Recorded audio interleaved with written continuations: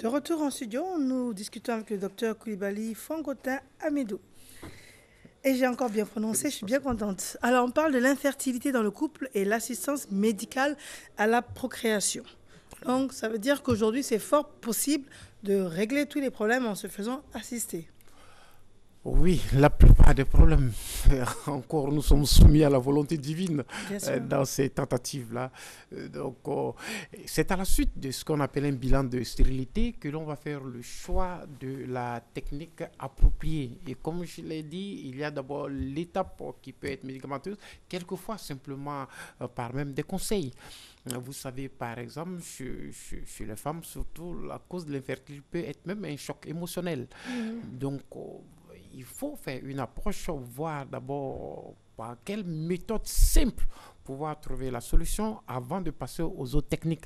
Et c'est très important parce qu'on voit des personnes dire je voudrais savoir quel est le prix de telle ou telle technique. On dit non, c'est pas ça. Il faut faire un bilan de stérilité et c'est le bilan qui va permettre d'orienter vers le choix de la technique. Et lorsque la chirurgie, les conseils, l'aspect médicamenteux n'arrive pas, effectivement, et que le diagnostic montre un élément bien précis, par exemple, comme je dis chez la femme, une obstruction tubaire, on va désobstruer. Si c'est autre chose, on peut passer aux techniques. Et c'est là, il y a un ensemble de propositions qui peuvent être faites. La première, c'est tout simplement l'insémination en ce qui concerne les techniques d'assistance médicale à la procréation. C'est l'insémination artificielle avec son conjoint si il a des spermatozoïdes qui sont susceptibles de le faire ou alors avec, dans certains cas, avec donneur. D'accord. Voilà. Et ça se fait facilement en Côte d'Ivoire? Oui. Ce sont des techniques qui se font en Côte d'Ivoire sans problème. On a des banques de sperme ici? Des banques de sperme dans un centre qui pratique ce type de technique, on a en général ce qu'on appelle la cryoconservation. Ça veut dire la conservation non seulement des spermatozoïdes, mais aussi des embryons. Et plus récemment, grâce à une nouvelle technique de congélation que l'on appelle la vitrification, on peut aussi congeler les ovocytes, ce qui était impossible avant, compte tenu du fait que le volume, les ovocytes pouvaient se cristalliser lorsqu'on faisait une congélation lente avec les anciennes techniques.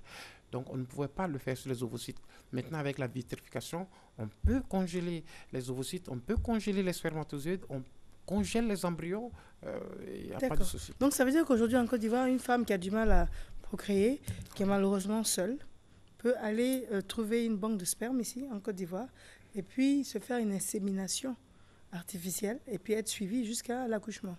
Oui, c'est très bien votre question, parce que vous avez précisé quelque chose qui est important, dire toute seule peut aller. Il y a quand même une notion d'éthique, de bioéthique. C'est d'ailleurs l'assistance médicale à la procréation qui a amené cette nouvelle terminologie, la bioéthique, etc. Parce que ça suscite un problème. Vous avez dit une personne seule. Non, un enfant se conçoit a priori dans un couple. Donc, si une personne fait la démarche toute seule de venir pour faire une insémination ou autre chose, eh bien, il y a toutes les chances que le spécialiste puisse ne pas accéder à la requête. Parce qu'il y a le besoin d'un enfant, le désir d'un enfant doit pouvoir se faire dans un contexte approprié pour son éducation, etc.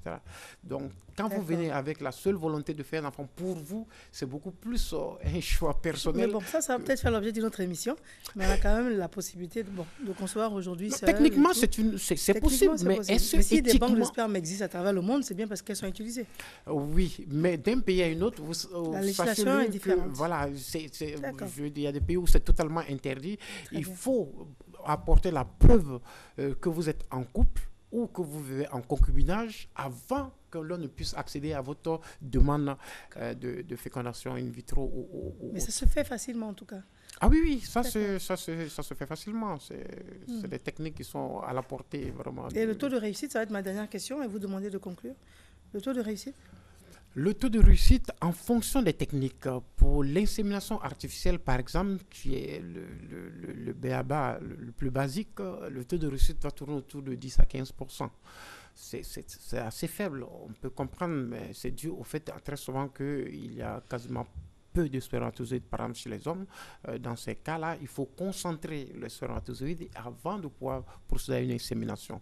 Mais, par exemple, pour la fécondation in vitro, ce taux peut aller beaucoup plus loin, jusqu'à 30% ou au-delà. Mais sachez que d'une façon naturelle, déjà, le taux de fécondation pour un couple normalement constitué jeune, c'est de 25%, déjà naturellement.